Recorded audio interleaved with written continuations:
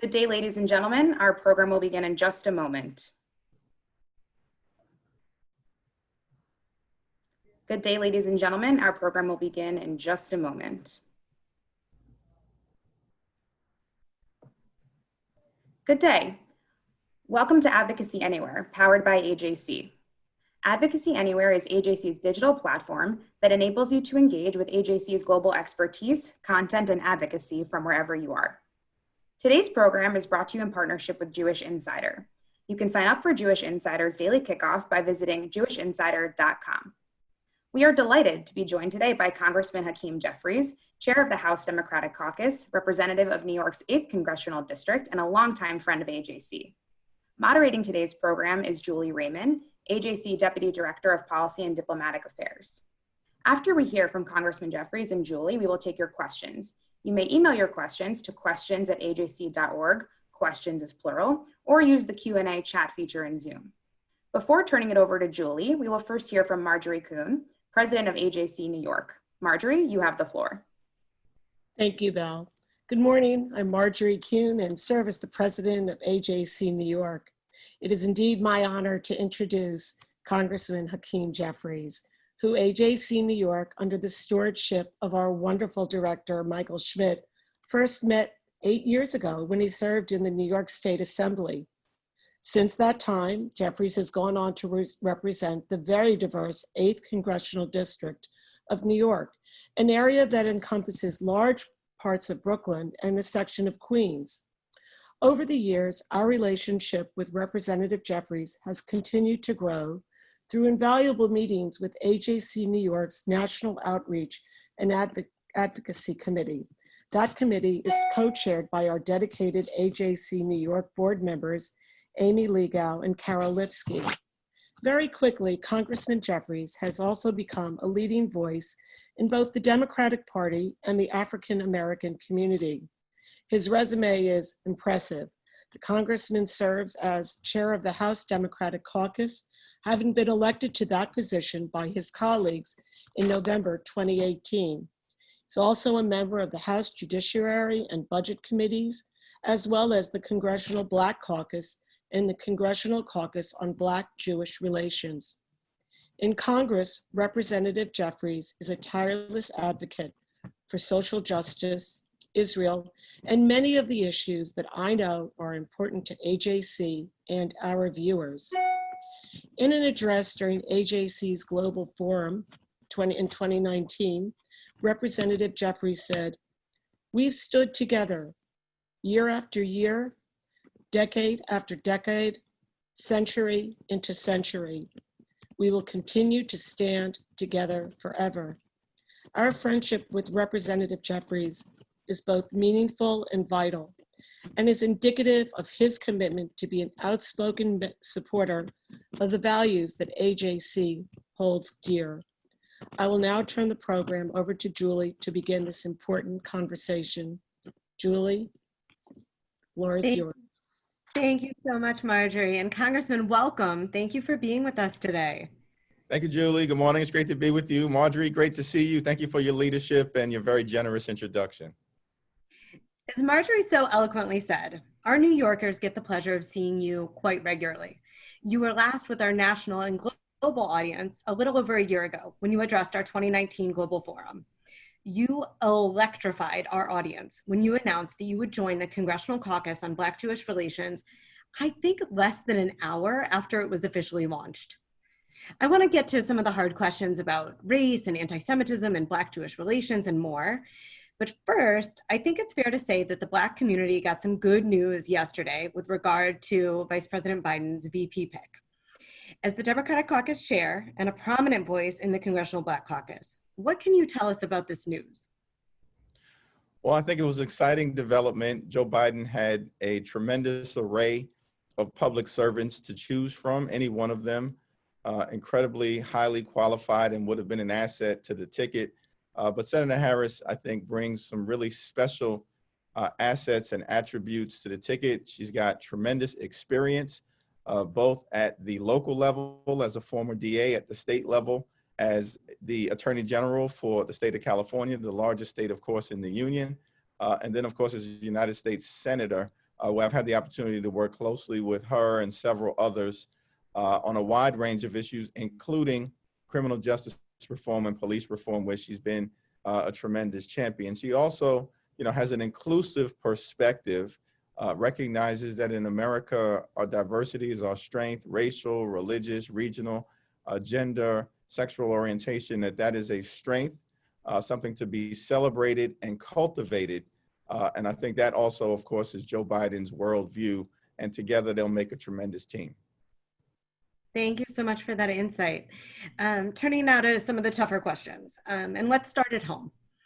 You have seen in Brooklyn a slew of anti-Semitic attacks in recent months, including an assault just 2 weeks ago on an Orthodox man.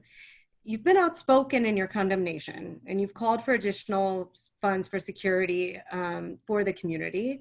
But what else can be done, should be done, not just to ensure protection, but also to get at the underlying problems that are fueling this awful violence? Yeah, no, thank you so much for that question. And I think certainly at the end of last year, there were several tragic and high-profile events that should shock the conscience of every single American, regardless of race or nationality or religion or any particular demographic category. In Muncie, New York, of course, and then in Jersey City, and they almost occurred in close proximity to each other. That led the congressional delegation at the time, as well as some additional incidents that had occurred throughout New York City, to come together and say, enough.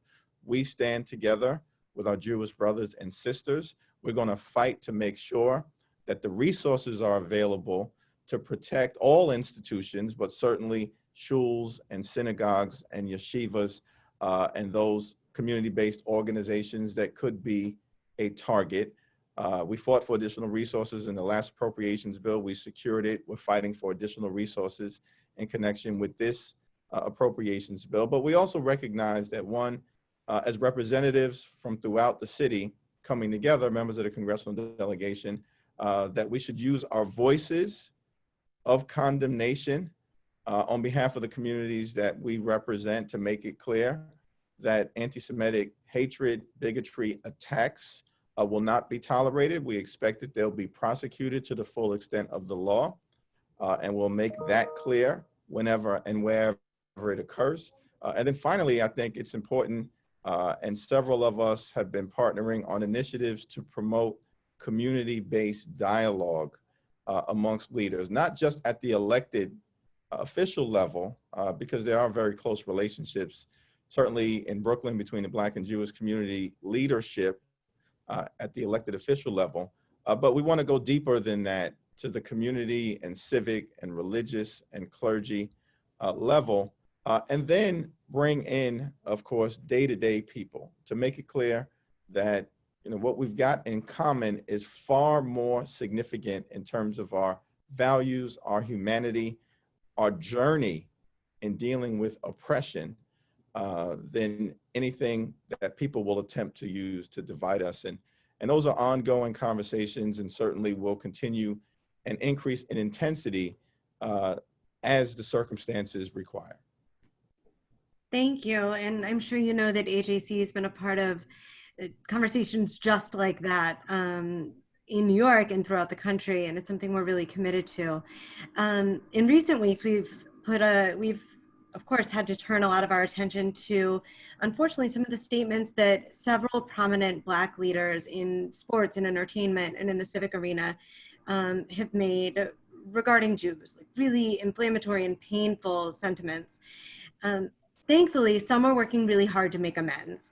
And just on Monday, we had Nick Cannon on a platform just like this, talking about anti-Semitism, talking about the bridges that need to be built, talking about dialogue. So I'm going to ask you, what can members of Congress do? What could the Black Jewish Caucus do? And what advice would you give AJC as we try to strike this balance between cultivating understanding while remaining really vigilant about anti-Semitism? Yeah, no, well, I think that that's exactly the right balance. One, understanding is incredibly important across the board, but certainly as it relates to the sensitivities that the Jewish community will have, the African-American community will have in the context of the circumstances that we've all dealt with in terms of anti-Semitism or racism or oppression. Our view has generally been within the Congressional Black and Jewish Caucus that these shared experiences bind us together.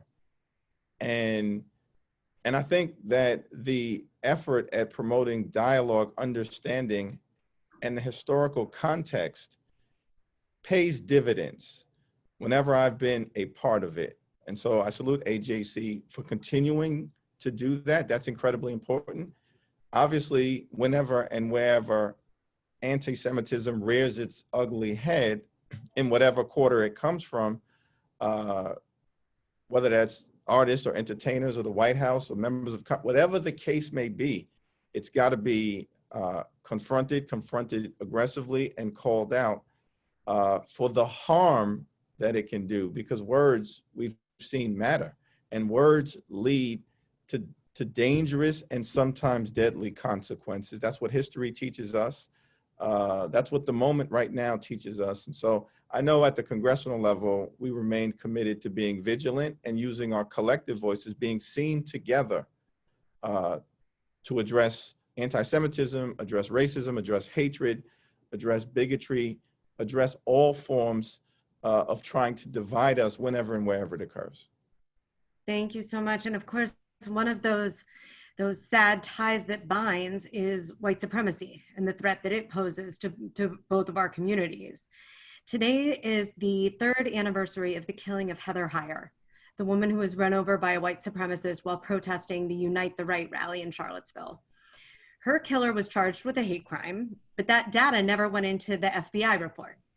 One of AJC's key legislative priorities has been to promote the Jabara Heyer No Hate Act to improve hate crimes reporting generally, because we know that there are 80 plus cities of 100,000 people or more that either don't report or they simply report unbelievably that they had no hate crimes, as was the case with Heather Heyer.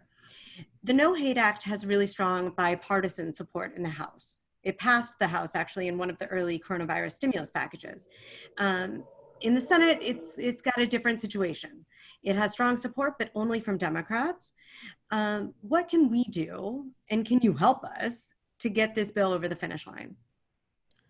Well, thank you for that question, and thank you for your advocacy on the No Hate Act. It's incredibly important. It's embraced in the House of Representatives, of course.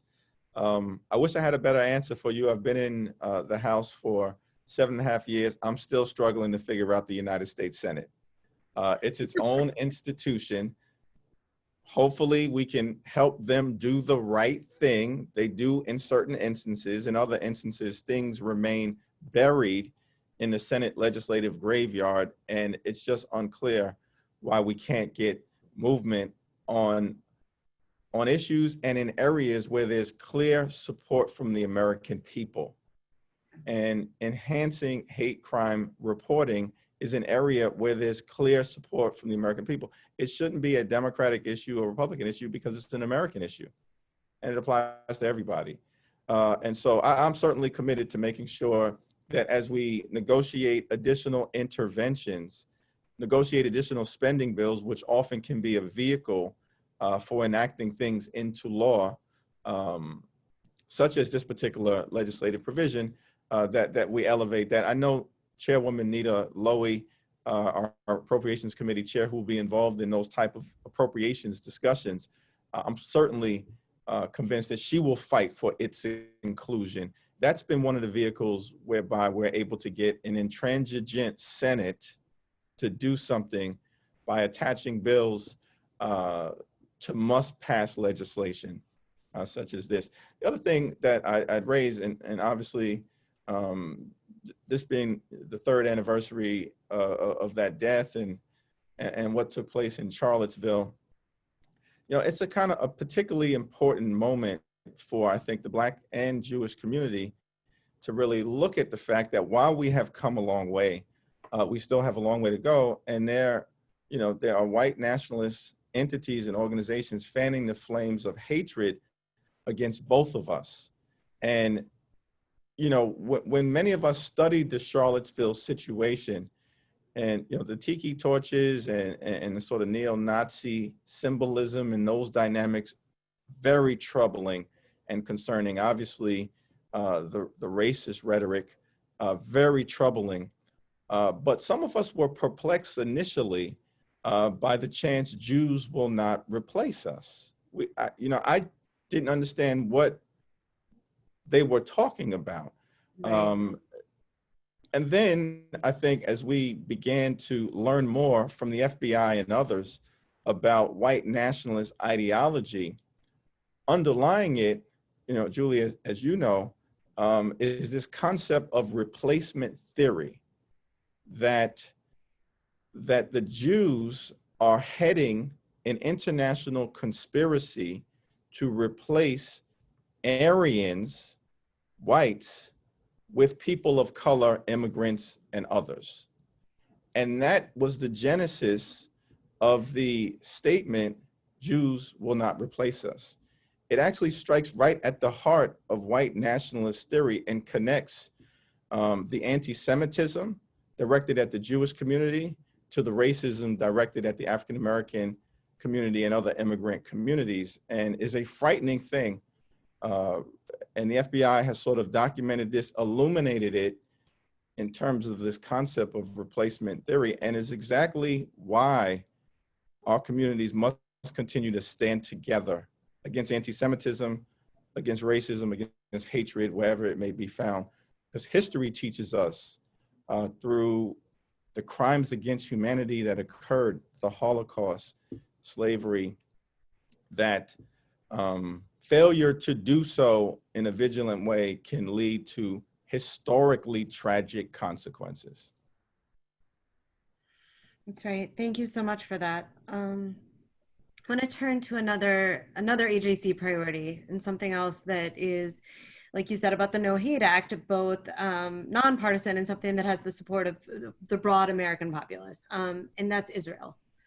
You have been a stalwart supporter. You've been to Israel, you've traveled to Israel, supported Israel's right to defense, sought to tamp down on BDS time and time again. Thank you for that. There are an increasing number, it seems, of Democrats in the Congress who align a bit differently, who may, for example, not understand the threat that BDS poses to Israel and to the hope for a two-state solution.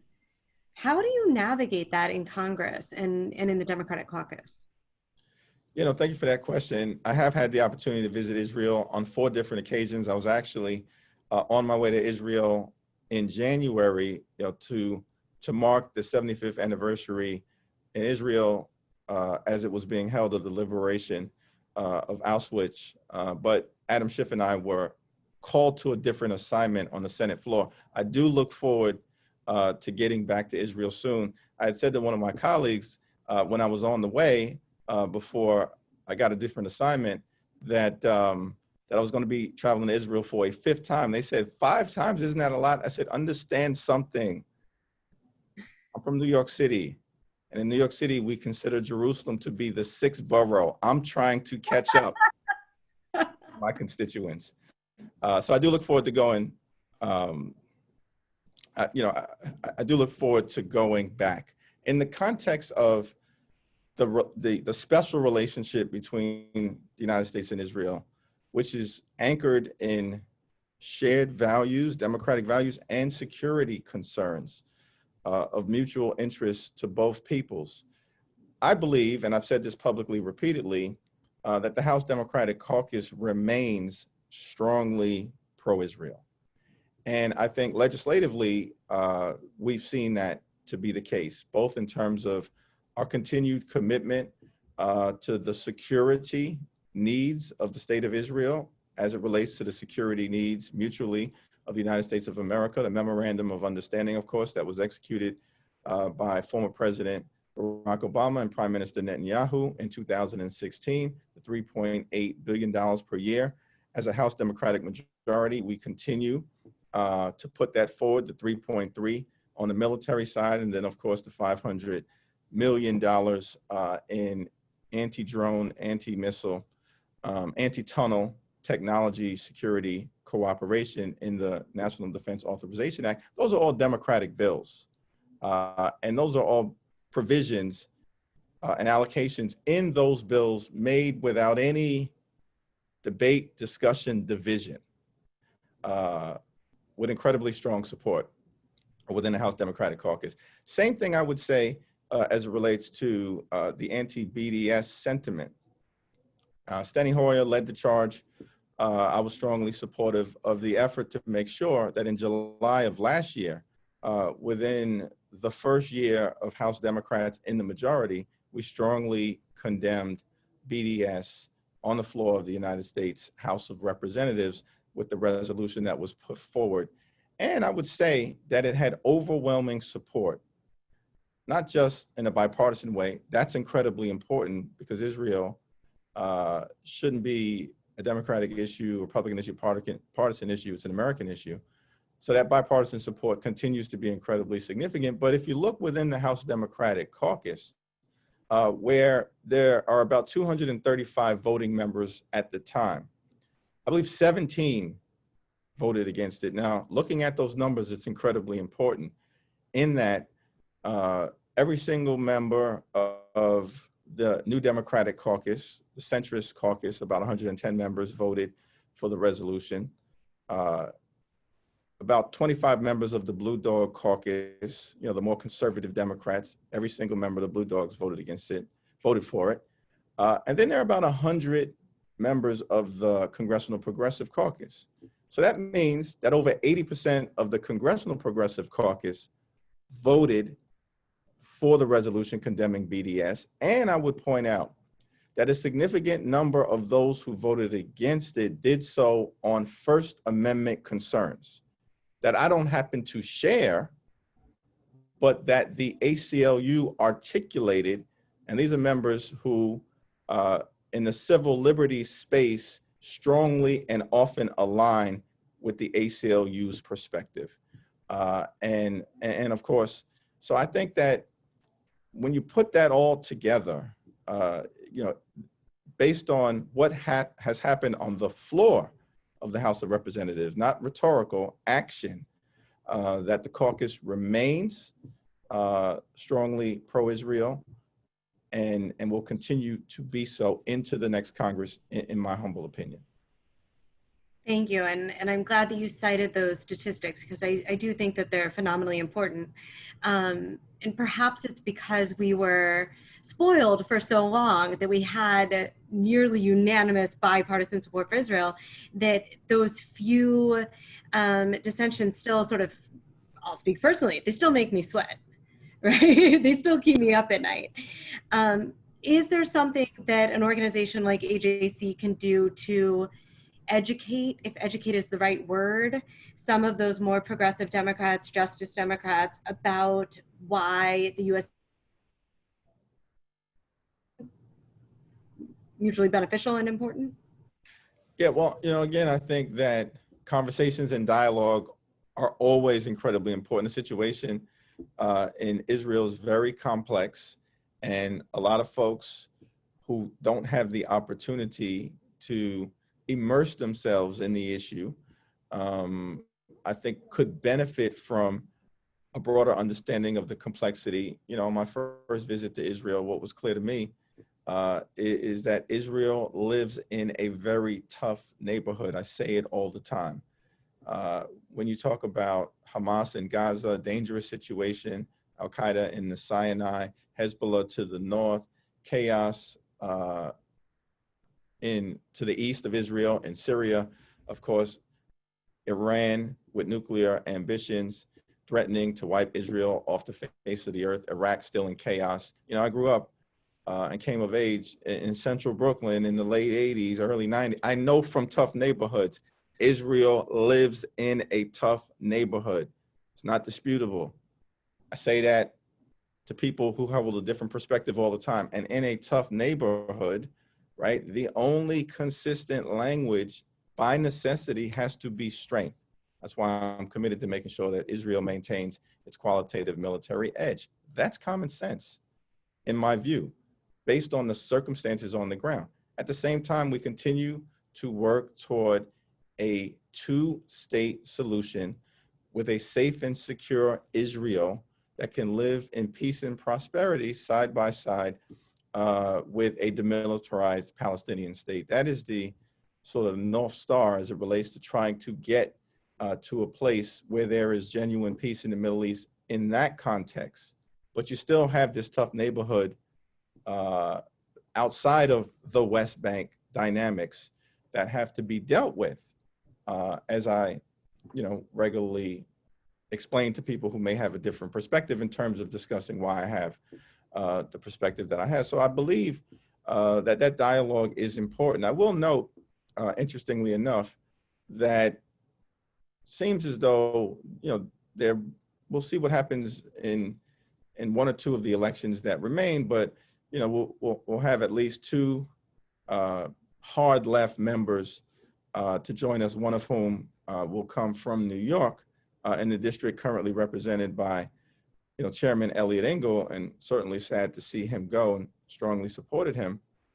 But that the person replacing Chairman Engel, Mr. Bowman, has explicitly said he doesn't support BDS. And so while his perspective is certainly different than Eliot Engel's, I think there's obviously a recognition and an openness there as it relates to the state of Israel, its relationship to the United States, its importance, and there's a pathway there, I think, to more dialogue, because he's clearly open to a perspective of the shared values, the shared strategic importance based on his explicit condemnation of BDS. And so I think, as you've suggested, AJC plays an incredibly important role in that regard. We'll continue to do so, and I look forward to being part of that effort. Thank you. That was helpful context, and I love the way that you talk about the rough neighborhood. I want to ask you one question about that before we open it up to the audience for questions. November could change the political landscape significantly. Some are saying that the White House and even the Senate could go blue. What would the implications of that possibility be on U.S. policy towards Iran, specifically, talking about the arms embargo, the future of the Joint Comprehensive Plan of Action, et cetera? What could we expect? Yeah, I think I've said that I think what the new administration, to the extent that Joe Biden becomes the 46th president of the United States of America, in the context of how it looks at Iran, should build upon the lessons learned and the successes of the two previous administrations, and should do it in an objective fashion without regard to applying a partisan lens. And what I mean by that is to say that there were at least two things that the Obama administration did that I think are pillars for a successful Iran policy. And there was one thing that the Trump administration did that I think is a pillar for a successful Iran policy moving forward in terms of preventing Iran from becoming nuclear capable. That's the objective that I think everyone shares. And then the question is, based on where we are right now, how do we operationalize that and make sure that it happens permanently? And I think from the Obama administration perspective, what can be lifted is clearly the fact that when the nuclear agreement was being negotiated, part of the impetus was that Iran was inside of 3 months from being able to break out in terms of timing. That's a very dangerous situation. They could have made the decision and raced to the bomb in a way that would have forced serious decisions to have to be made by the United States and Israel, our allies, about escalation and a possibly significant military intervention. Based on the agreement, at this point, no one disputes the fact that Iran is now outside of a year in terms of being able to make the decision and race to the bomb. That puts everybody in a better place. It gives us far more time. That's a good thing. That should be a building block. How do you create the distance even further between when they make the decision to become nuclear capable and their capacity to do it? We've made progress in that regard. And that should be a building block. I think the other building block is the fact that the Obama administration, President Obama personally, charged the Department of Defense to develop the military capability to strike Iran's nuclear infrastructure with devastating force, but in a manner that didn't require a ground intervention, recognizing that that was complicated to send in US troops. It's like it's complicated to send in Israeli troops, right? So what was developed by the military under the Obama administration was the massive ordnance penetrator, the MOP, the 30,000-pound bomb. That capacity didn't exist under the Bush administration. It was developed under the Obama administration to drop a massive bomb with precision that could devastate and destroy Iran's nuclear infrastructure, even if it's underground. And that's important because the ability to say all options on the table are only significant when all options really are on the table. And some of the actors in the Middle East understand that the likelihood of a ground invasion when we're still trying to untangle from Afghanistan and because of the consequences of the invasion of Iraq are complicated from a domestic policy standpoint. Having that 30,000-pound bomb actually allows you to say all options are on the table. And so that's important. But I would also say to the new administration that what the Trump administration has shown, which was different than what many people believed and should be a building block, is that unilateral United States sanctions can be a powerful weapon to be deployed. Because the theory prior to the Trump administration's deployment is that the only way to maximize pressure on Iran was to put together, the P5+1 coalition and then bring along people like India and South Korea and Japan to be part of a sanctions regime. That was done by the Obama administration. It was done well. The thinking was, if the United States went it alone, that wouldn't be sufficient enough pressure to cripple Iran's economy. Turns out that the Trump administration going it alone on economic sanctions and then saying to other people in the world, if you want to cross this sanctions line, you're going to have issues in dealing with us, is a pretty powerful tool.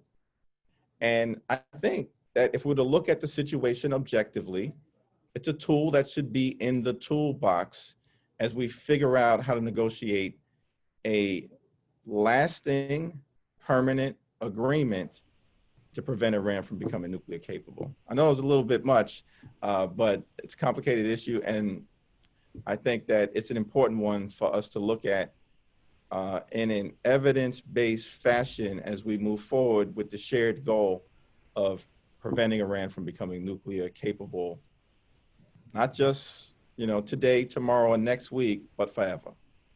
It wasn't too much. It was perfect because it's an issue of great concern to our community and something we're watching intently.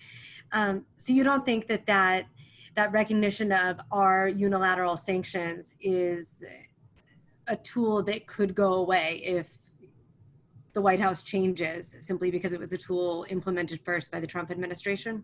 Yeah, so my view of it is that it certainly is the case that bringing the world together is the preferred option. But the facts suggest that if, in fact, for whatever reason is the case, and that may be that, China and Russia, for instance, say, we're entangled in the Iranian oil situation, so we can't come to the table. Or some of our European allies say, well, we've got business interests in Iran, so we're a little bit reluctant, that the facts, the evidence suggests that going it alone actually had an impact in a meaningful way. Now, that's not the preferred route, but I think it becomes harder now if we're looking at the situation in an evidence-based fashion to say, well, that's not an option under any circumstance, because clearly it's an option, and it's an option that has had an impact on the economy in a way that puts pressure on the Iranian regime, hopefully to change direction, or causes the Iranian people to say enough. And so from my standpoint, it's got to be a tool in the toolbox. So helpful. Belle, I have been talking too much. I apologize. I'm sure you have a ton of questions from our audience. Thank you, Julie. No worries, and thank you, Congressman. I know you have a hard stop in just under 10 minutes, so I'll try to sneak in a few questions here. The first combined question from Jessica Chapin in Atlanta, Bob Freed in DC, and others, they're asking about the general mood of the caucus heading into November. You know, how unified is the caucus? Is the squad and the Justice Democrats the equivalent of the Tea Party on the Republican side? And, you know, what, if anything, is keeping you up at night with regards to the Democratic caucus? Well, you know, the House Democratic Caucus is a family, right? It's a big family. It's a diverse family. It's an enthusiastic family. There's a lot going on within that family. But at the end of the day, I think that the overwhelming sentiment is that we're going to work together on behalf of the American people to advance shared values and objectives. That's the overwhelming sentiment. In terms of some of the new members, you know, it remains to be seen what their perspectives are going to be as they come into that family. You know, I would say, you know, even as it relates to the differing perspectives within the four members that you make reference to, that even on the BDS vote, that one of the members who I've got tremendous amount of respect for, respect every member of the House Democratic Caucus, but, you know, I've gotten really to know Ayanna Pressley, you know, voted with the House Democratic Caucus in terms of the anti-BDS resolution. And so I think that the outside perspective often is that everybody fits into a certain ideological box. But I actually think that when you begin to look at the caucus generally, that it's important to look at everybody individually and their perspectives and how they articulate and vote, and that you'll actually find that you'll actually find something different than what the media often projects.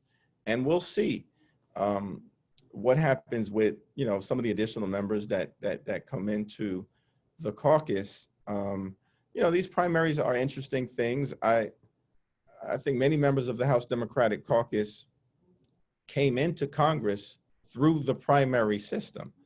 And so I think generally that is just the ebb and flow of what happens in democracy. Elliot Engel himself, you know, beat an incumbent member of the House when he won his seat in 1988. And he often pointed that out to us during what was obviously a very challenging and difficult campaign. But he recognized that dynamic, having come in to public service at the national level in that way. So we'll see what happens. But I think my view is everyone's focused now, or should be, I hope, on the objectives on November 3rd and keeping the Democratic House, perhaps growing it, which I think we have an opportunity to do, and then getting to work on the challenges that face America, which are so significant in the midst of a deadly pandemic with so much pain, suffering, and death, both a public health crisis and an economic crisis. Thank you, Congressman. I'm going to ask you two more, hopefully brief questions, mindful of your time. Daniel Caston in the Bronx is asking, first of all, thank you for being here. As Jews who care passionately about racial justice, what are concrete actions you recommend that we take to ensure racial justice and equity? Are there specific priorities that you feel the Jewish community can assist in supporting and advocating for? Yeah, well, I think police reform is the start, and we need to transform the relationship between the police and communities of color, particularly the African-American community, because it's been historically contentious. And I think the latest incidents that have occurred and unfolded before the eyes of the American people, in particular, the George Floyd killing, is part of what the day-to-day experiences are like for many African Americans.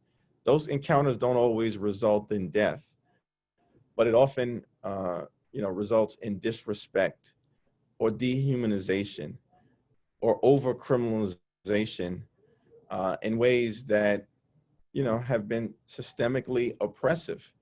And I think that's why we moved the George Floyd Justice and Policing Act forward. And I'm pleased that we actually did it with unified support within the House Democratic Caucus, and more equally significantly, some bipartisan support amongst Republicans. And I think that is the threshold issue to confront, but making sure that every single American has access to broadly pursuing the American dream, regardless of race or region or religion or zip code, is going to be incredibly important. And there are ways I think we can partner together in that regard. I often talk about the fact that, you know, I represent a district, 9th most African-American district in the country, 16th most Jewish. I've got the best of both worlds, as one of my constituents often says to me, Leon Goldenberg. But in that context, I also represent more Russian-speaking Jewish immigrants from the former Soviet Union, because I represent the Coney Island Peninsula and Brighton Beach. So I represent more Russian-speaking Jewish immigrants from the former Soviet Union than any other member of Congress in the country. I mean, Hakeem Jeffries, who knew? Only in America does something like that happen, of course.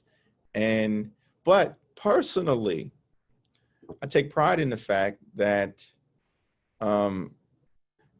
representing sort of individuals who were themselves or their families were behind the Iron Curtain when the wall came up, and were unable to practice their Jewish identity or religion and were systematically oppressed, is an honor and a privilege and a responsibility. And I know that Dr. King, in the midst of the civil rights movement, took time out to speak to Jewish rabbinical leaders across the country, to explicitly denounce the oppression of what was then referred to as the Soviet Jewry community. And he did it because Dr. King believed that injustice anywhere is a threat to justice everywhere. I think that's the principle that binds our two communities together. At the same time, of course, as I often talk about, one of the representatives whose seats I currently hold, redistricting has sort of put different neighborhoods together, but I represent parts of the district that used to be represented by someone called Emmanuel Seller. In Brooklyn, we call him Manny Seller. He served from 1922 to 1972, 50 years. Was known as one of the leading advocates for the state of Israel, was right there with Truman when the United States became the first country to recognize Israel, Manny Seller. But what is often not talked about Congressman Seller is that in the 1960s, he was the chair of the Judiciary Committee.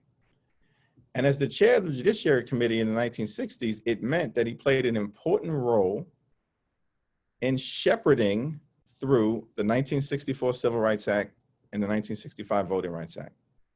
In fact, whenever there's a civil rights exhibit in the Library of Congress, there's always reference made to Manny Seller, though a lot of people don't talk about it. I try and carry that torch.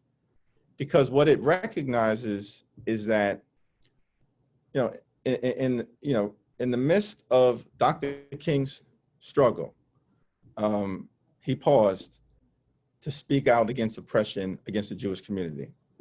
In the midst of Manny Seller trying to support the nascent new state of Israel with great uncertainty in this tough neighborhood, he saw fit to be a champion for civil rights and to help advance the 1964 Civil Rights Act, the 1965 Voting Rights Act.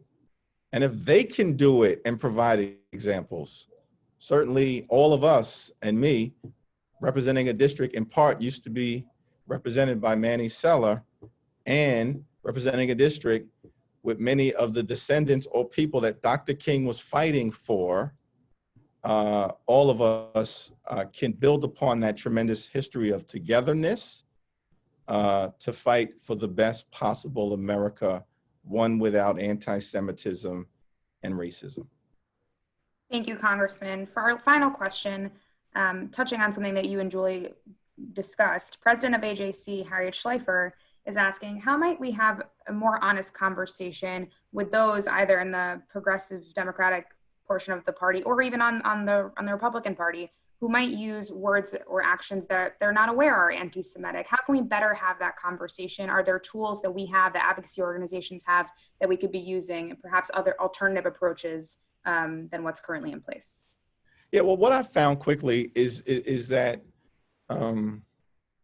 what's often been most effective for me in talking about some of these tough issues is to really talk about my personal experience or the personal experience of others who I represent. And in the context of this moment of reckoning around the question of race, in the aftermath of George Floyd, I found myself talking about, the fact that incident wasn't brought to me by my chief of staff. It wasn't brought to me by a fellow member of Congress. It wasn't brought to me by my legislative director. It was brought to me by my 16-year-old Black son, showed me the video and said, "Dad, it's happened again. What are you going to do about it?" And you could see the fear, concern, anxiety in his eyes. Of course, as a father, that shoots right through you. That's personal experience on a complex issue. And I found that has opened the door to conversations about why we need to tackle that problem. Similarly, what I've found in talking to people who may have a different perspective on the Israel question, and more often than not, it's in certain white progressive parts of the congressional district that I represent. Sometimes some of my younger Jewish constituents have got a different perspective than me on this issue. And I say, look, I have to give life to everyone that I represent in terms of standing up for their concerns, particularly when the evidence and the facts and the policy importance of doing so is so clear, as is the case in the question of the U.S.-Israel relationship. But I said, let's go beyond values, shared values. Let's go beyond the security situation. I can justify my strong support from Israel based on those two things alone. But I think oftentimes I'm able to make some sort of a connection. When I talk about constituents that I have, older ones, who still have a packed suitcase because they never know when they might have to leave, based on their own experiences, from their own family history in Germany. Or when I talk about the fact that if I represent more Russian-speaking Jewish immigrants than any other person in the country, here's what that means to me, that these are people, just like many people on the line, who are direct descendants of the Holocaust, who lost family members in the Holocaust. And beyond that, many of my constituents in Brighton Beach, after such loss and death and persecution in the Holocaust, then found themselves on the wrong side of the Iron Curtain, which meant for decades afterward, they couldn't practice their Jewish identity or religion and were oppressed. And so I say to folks, kind of makes sense to me that you would want to make sure that a safe and secure Jewish state exists. As much patriotism and love for America as everyone that I represent has, including at the top of the list, the Jewish community. When you put that in the context of history, I don't know, I say to folks, that makes sense to me. I'm going to fight for it. As a human being, I'm going to fight for it. And so, what I found is that in the same way, I can make the case for police reform based on a variety of statistics. But when I talk about my son, it often changes perspective. I can make the case for Israel and the U.S. relationship based on a variety of things, values and strategic interests. But I find, particularly when talking to a handful of people, certainly not even close to a robust minority within my district, but you know, the activists often have the loudest voices, that we can go back and forth on the toughness of the neighborhood, on the importance of the MOU. Once I start talking about the personal experiences and the humanity of what I think is the right thing to do, I mean, I've found that minds sometimes change, or at best, there's an agreement to respectfully understand why I have the position that I have.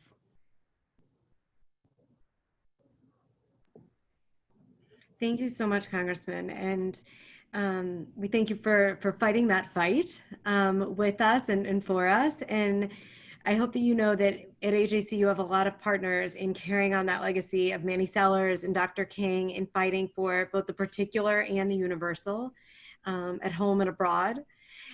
This conversation was an amazing entree to what AJC is about to embark on over the next 2 weeks. Alongside both the Democratic and the Republican National Conventions, we're going to be hosting a series of panel discussions about key issues exactly like the ones we were unpacking today, issues important to AJC and the American Jewish community. And for everyone out there viewing, you should know that just like these Advocacy Anywhere programs like you're watching today, our events alongside the conventions are virtual, they're open for all.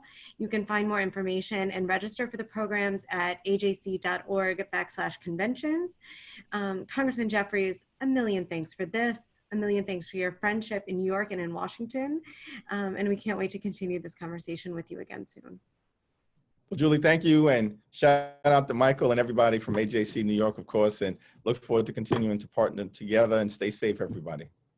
Wonderful, thank you. Belle, do you have any final words for us? Just thank you both for such a fascinating, important conversation. Again, thank you, Congressman, for being with us. We really appreciate your time and your friendship. I also like to thank our audience for joining us, and if you enjoyed this program, please consider making a donation to AJC at ajc.org/donate. Thank you very much, and goodbye.